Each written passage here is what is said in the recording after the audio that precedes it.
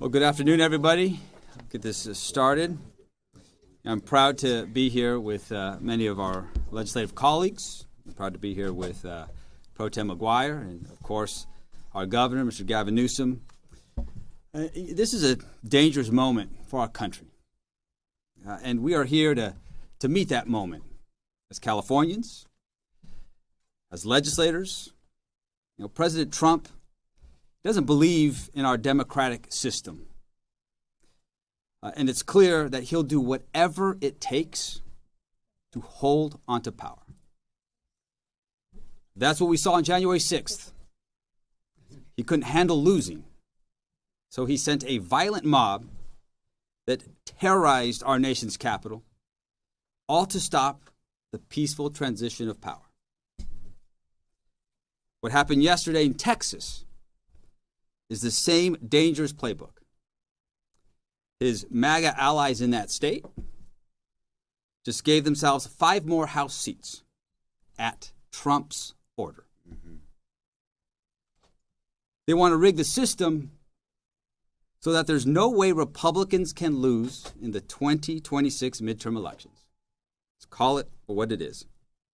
Donald Trump and Republicans don't want to be held accountable by voters.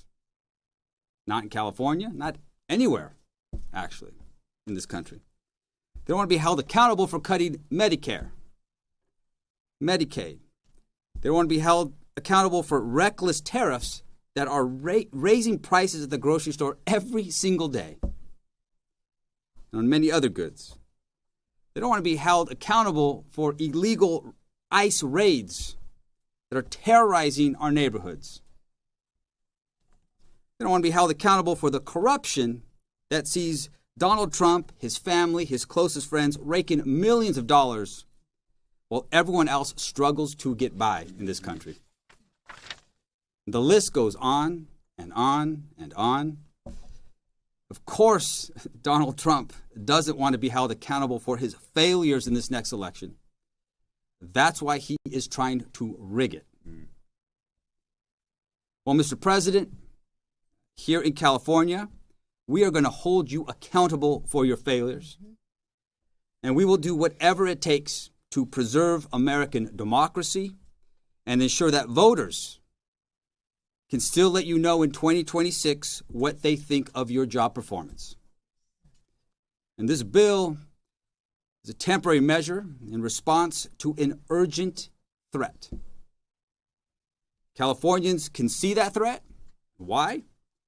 Because we are living through the consequences of Trump's policies every single day. And today, we are giving every Californian the opportunity to say no to Donald Trump's power grab and to stand up for our people, for our state, and for our democracy. And with that, I want to invite up here Senate Pro Tem Mike McGuire.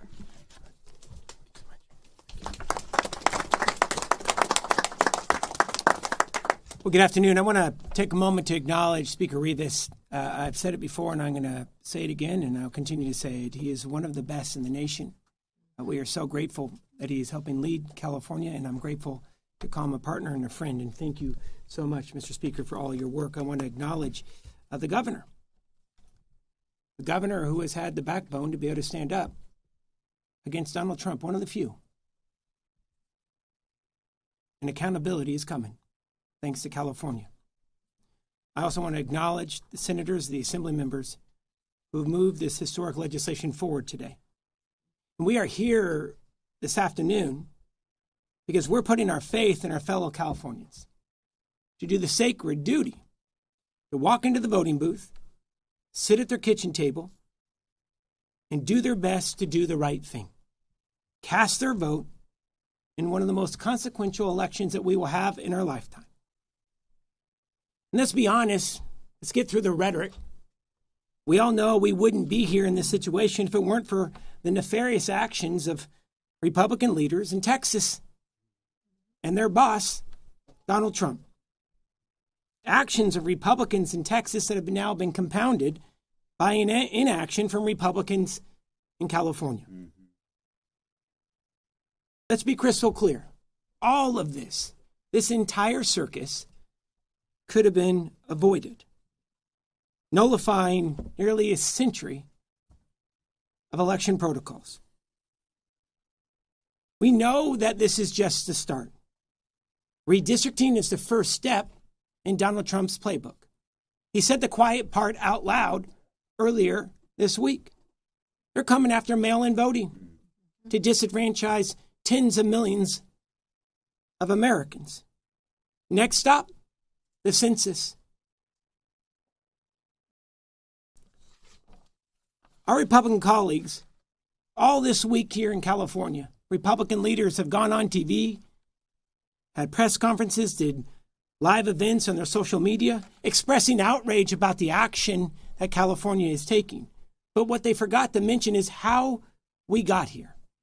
We got here because of Greg Abbott, Republican leaders in Texas, and their boss, Donald Trump. They started all of this. And sometimes in life, you have to stand for the greater good, even though you may lose your job as an elected leader. Sometimes you have to tell your boss no. You have to do something constructive, do everything in your power to ensure free and fair elections. And that's what Democrats did today here in California. And certainly you have to do more than vote against redistricting reforms the way Republicans have year after year after year.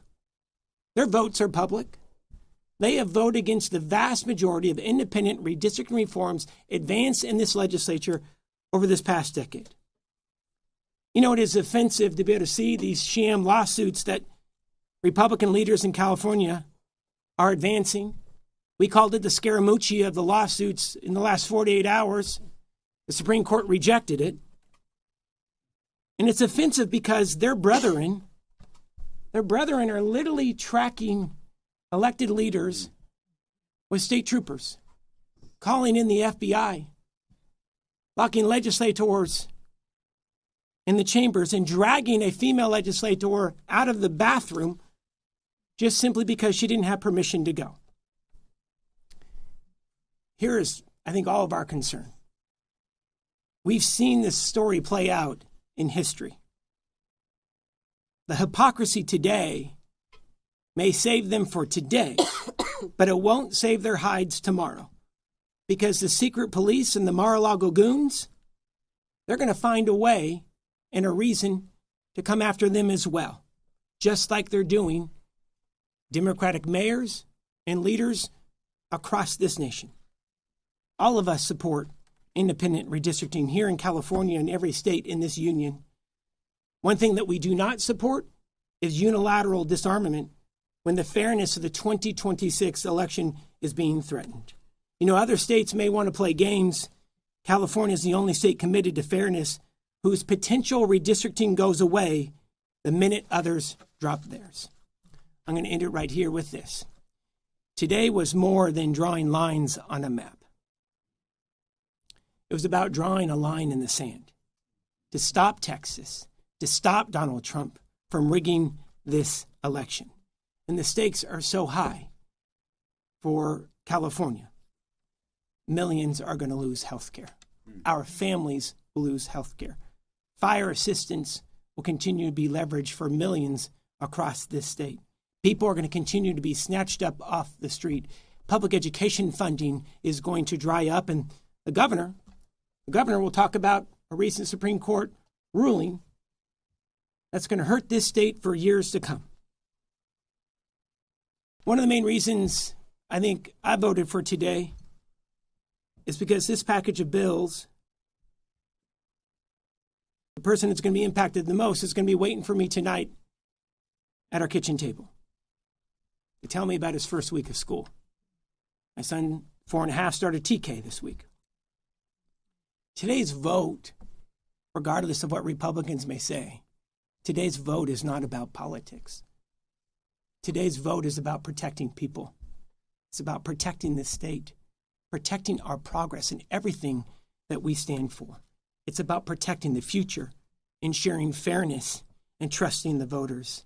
And I want to take a moment to say thank you to Governor Gavin Newsom for his leadership, for his tenacity, for his backbone. Can we please give him a round of applause? Thank you. Thank you, Mr. Pro Tem. Thank you, Mr. Speaker. To all of the leaders that are assembled here today, thank you for an outstanding job. Thank you for your faith and devotion to this larger cause, democracy, that I think should unite all of us, regardless of our political party and political stripes. Let me just briefly reinforce, because I'm eager to sign a bill that no other governor in U.S. history has ever signed, a bill that will put the maps in front of the voters. We'll be the first state in U.S. history to, in the most democratic way, submit to the people of our state the ability to determine their own maps.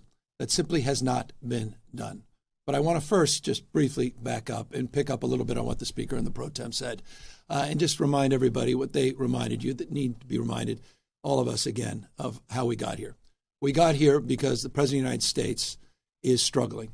We got here because the President of the United States is one of the most unpopular presidents in U.S. history.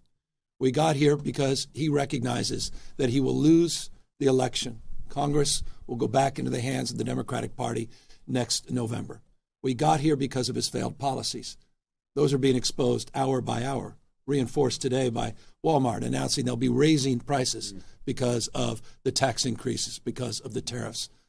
Reminded every day by a slowing economy, growing mistrust, distrust all across this nation. Across the board, he is failing. He recognized that, and that's why he made a phone call to Greg Abbott, asking for 5 seats. Can't win by playing by traditional sets of rules. He plays by no rules. I remind you all the time, it's not the rule of law, it's the rule of dawn.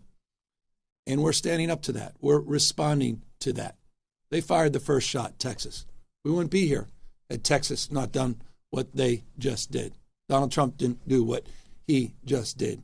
He went so far as to follow up and say that he didn't just want those 5 seats. He said he's, quote unquote, entitled to those 5 seats. Just pause and reflect on that. Everything should have just stopped there. President of the United States claiming he's entitled to 5 seats. That should put chills up your spine. Every Republican, not just Democrat and Independent, every American. Those enduring values that we celebrate, just celebrated 249 years, the best of the Roman Republic, Greek democracy, the rule of law, co-equal branches of government, popular sovereignty. What we'll celebrate, will we? Next year, the 250th anniversary. Masked men at the site of the Japanese that were interned and bussed in Little Tokyo last week in Los Angeles were sent right there in front of the Democracy Center as we kicked off this effort. That's a preview of things to come all across the United States of America. Mark my word, just as we let folks know what was going to happen in other cities, what is happening in Washington, D.C., we said 2 months ago, Los Angeles is a preview of things to come with the federalization of the National Guard, with the militarization of the streets of America. And I'll remind you, Donald Trump never sent the military, active duty military, in his first term or now even his second term, anywhere overseas. He sent them to a United States city. They remain federalized National Guard, interestingly, through Election Day. $175 billion in the bill that was just signed to reinforce the ranks of ICE, Homeland Security, for what is increasingly becoming self-evident to anyone with eyes wide open and any level of objectivity, a private army for Donald Trump. Owing an oath only to him, not the Constitution of the United States. You just heard from the Speaker that vote-in-mail ballots are being threatened by the President of the United States. 80% of Californians, no coincidence, 80% submitted their ballots in the last election, 86% in 2022, 88% in 2020. He's trying to rig the election. He's trying to set up the conditions where he can claim that the elections were not won fair and square. Open your eyes to what is going on in the United States of America in 2025. That's what this is about. We're responding what occurred in Texas.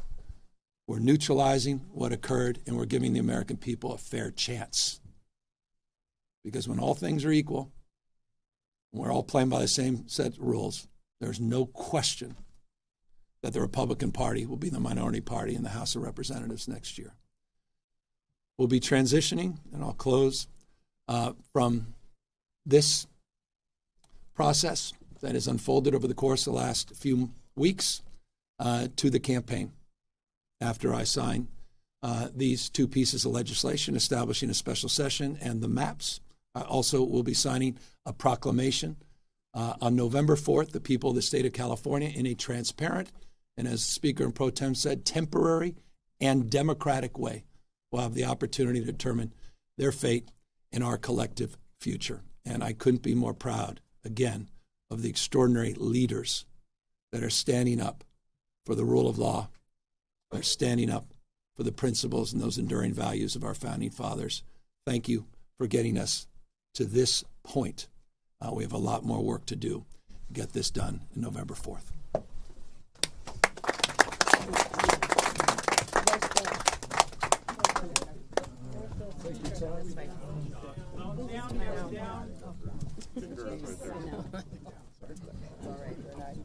Okay, we'll see it from here.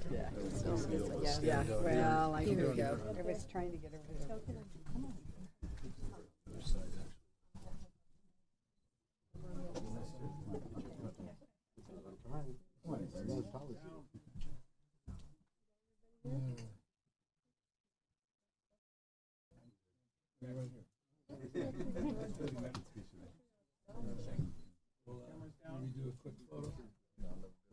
Yeah.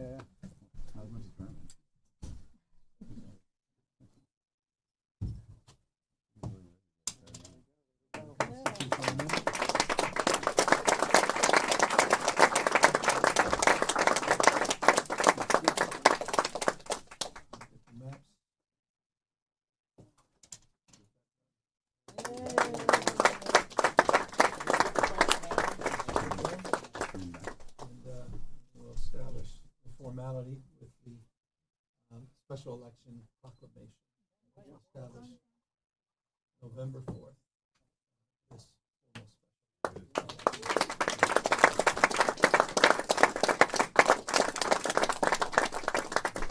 and we'll be transitioning nearby, and we'll have a chance to take all your questions.